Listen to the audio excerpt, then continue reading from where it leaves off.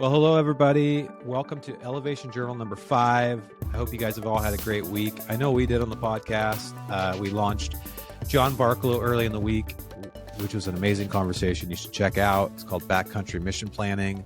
We also put out Corey Jacobson episode. They've both been on the podcast before, but those conversations were totally different. I recorded that episode with Corey in Salt Lake a couple weeks ago, and I just put it out. So hope you guys enjoyed that if you got to check them out.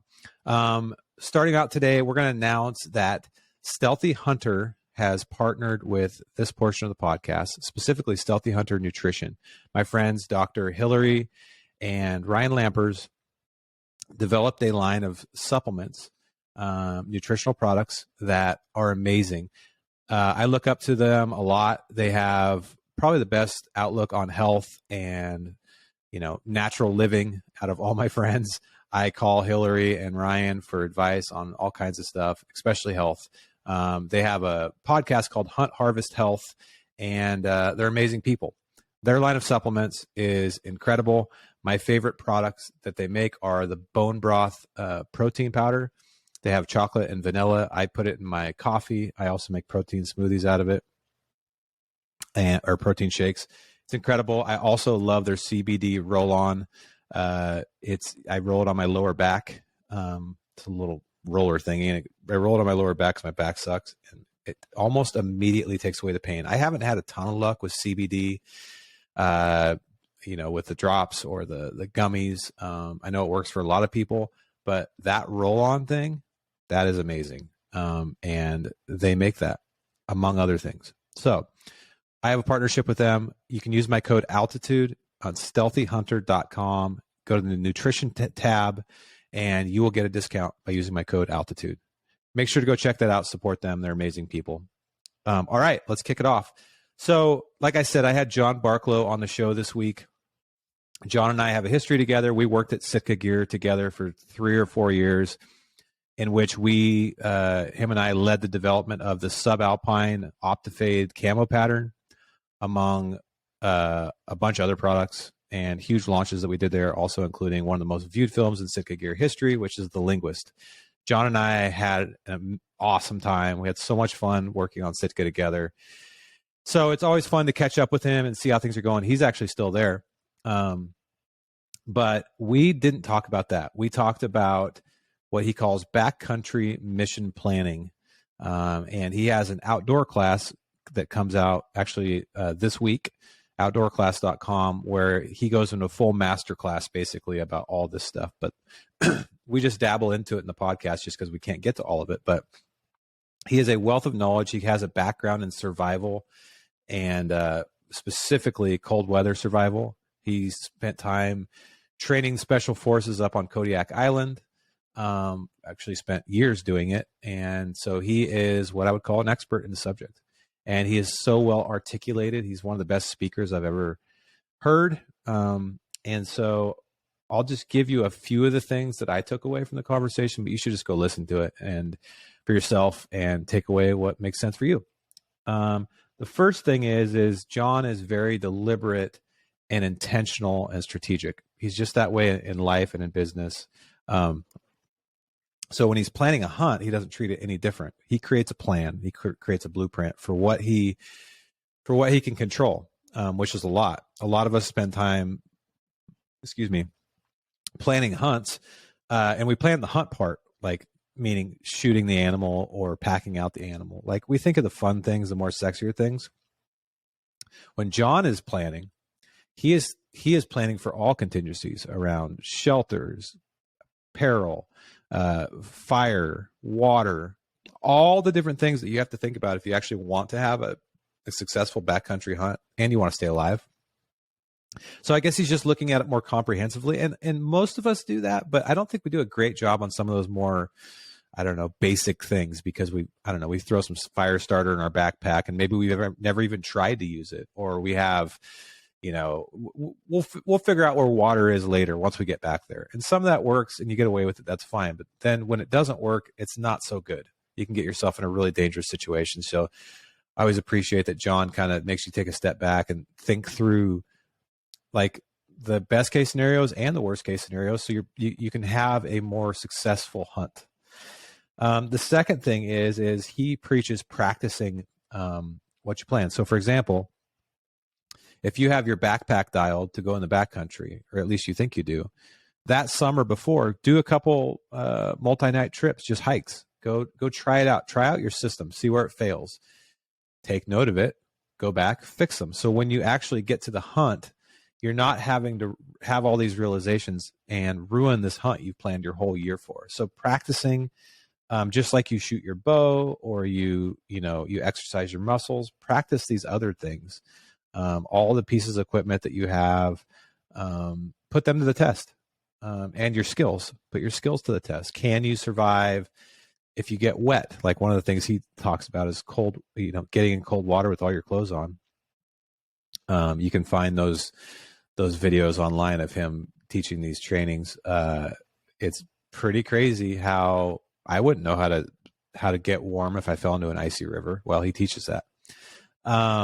So you can practice some of these things, just like you practice shooting your bow or your gun. The third thing is he's big about documenting. He usually has a written journal he takes with him. And so when something breaks down or something doesn't work, or he learns something to make, something he can make better, he actually documents it and brings it out with him. And just over the course of time has just really dialed in his system. Reminds me a lot of Ryan Lampers again, who has a very dialed system that he's very comfortable with because it's been tested over time and tweaked and tweaked and tweaked and tweaked and tweaked. The last thing is filling your quiver with all kinds of different skills. Even if you're not worried about finding clean water to drink, have a plan to where if let's just say your spring that you had last year where you're getting clean water, let's say you get in there 5 miles and this year it's dried up. What is your plan? How are you going to deal with that? Let's say you have to, instead of a clean spring, now you have to get water out of a stock pond or something gross. Do you have a plan for that? Can you purify that water? Instead of having just pills or a SteriPen, do you have an actual filter so you can filter out all the sediment? You may know how to build a fire with matches and a lighter and the fire starter, but what if all that stuff falls out into a river and you don't have it and you got to warm up? Do you know how to start a fire without it? I don't. I'm not saying I do either. I need to learn some of these things alongside you. I just think that he makes you think of all these contingencies ultimately to make you more comfortable in these uncomfortable places, therefore staying out longer, therefore being more successful. So lots of good stuff to dive into there. Check that out. And if you do go to outdoorclass.com and order his class and sign up for his class, use my code Altitude. I get credit for that. It helps me, helps support the show. So go check out Barklow. Amazing. Obviously, check out Corey's episode from this week, too. It goes without saying that Corey's amazing, way beyond elk calling, but definitely for elk calling, too. So 2 episodes out this week. You go check them both out. On the physical side, I'm proud to say that I'm down a couple more pounds. I've started to plateau a little bit because I'm in really good shape. So my weight loss is slowing, but I'm building muscle too. So I'm balancing that out. But I am down a couple pounds. I'm at 174 right now. I want to get down to 170, specifically because I think that's a really healthy weight for me, but also because I'm going to compete in a Jiu Jitsu tournament where that is the weight class I want to be in. So I don't get killed. So right on track there. I've bumped up my strength training and kept my endurance training, about the same, or maybe even a less. So what I've been doing is I've been doing 5 days a week of circuit strength training via the Mountain Tough program that I'm on. But I also, within that, about 5 to 6 days a week, I do, biking, walking, whatever, for just cardio. But I really do 3 or 4 long bike rides. And then just, I made on those other days, I'll just add in like a 20-minute ride just to kind of get my heart pumping. So I've been definitely bumping up on the strength side. And what I've noticed is by doing that, my overall performance is better because I used to focus just on cardio, which is great for you, but we all need strength training. So I don't know if you struggle with that same thing, but that helped me by doing more pull-ups, push-ups, plus all the weight training and circuit training I've been doing in Mountain Tough. So like I said, I am going to go do a Jiu Jitsu tournament in a couple months. Pretty stoked about that. I went to my first one last weekend to see what it was like. Oh my God, I could do a whole podcast on what I learned there. But if you guys have never been to one, Jiu Jitsu is crazy because you're literally like trying to kill somebody, but you don't kill them. Obviously, you're strangling somebody though, and they tap out, and everything's okay. But sometimes they can't tap out, and they go to sleep. I watched this happen at this tournament, and I'd never actually seen that happen physically. I've seen it on TV, but I've never seen it happen before in the room, because when we're training at the gym, it just, you tap as soon as you feel it. It's not worth the risk. But in these tournaments, sometimes these guys, they try to hold on a little bit too long, or maybe the choke happened too fast. But this guy like fell asleep, and he was like, and then he opened his eyes, and everything was fine, and he was competing 10 minutes later. But anecdotal story, my learnings from it were, I've been feeling weird because I am nervous every time I go to the gym. I have fear. Like, I fear going to the gym, the jiu-jitsu gym, because it's scary. You're like going to battle every night, and you're not very good at it yet. So like, you're just trying to survive. And I've been wondering if that's just me. Like, am I a coward or something? Or are other people feeling the same way? And what I learned from this tournament by looking in these dudes' eyes before they go out there is most of them are scared too. I don't think it's something you can do without being scared. Your mind and your body just subconsciously know you're going to battle, and you get in this fight or flight response. So I've been trying to just kind of take that as it is, and then utilize some of the tools I've used from Joel Turner on walking through a process to help you through stressful situations and keep in the present. And the guys that were winning at that tournament really walked through their process, stayed calm, very technical, very strategic, never panicking, and they win. And so I thought that was pretty eye-opening, is that it's not that you don't fear it. It's that you take that fear and channel it positively towards the process and staying in the present, and you survive. So that's what I'm going to do. I'm going to keep working on the process, the technique, getting in shape, getting my endurance. And actually what I've come to realize is one of the things that draws me to jiu-jitsu is the fear. I like addressing that fear twice a week and overcoming it, and it makes me stronger. So for whatever that's worth, if there's something that you're fearful for that is healthy, a healthy fear, that you can push through weekly, daily, you become more comfortable with the uncomfortable, just like what Barklow says. So on the mental side, I've been battling a little bit this week with I have multiple companies that I own, and they're all doing well, which is great. Yay. But they're all to the phase where I have to now decide where my balance goes. The juggling is getting harder, and this is a normal growing pain in the startup world. And it's a very good problem to have, but it is still a problem.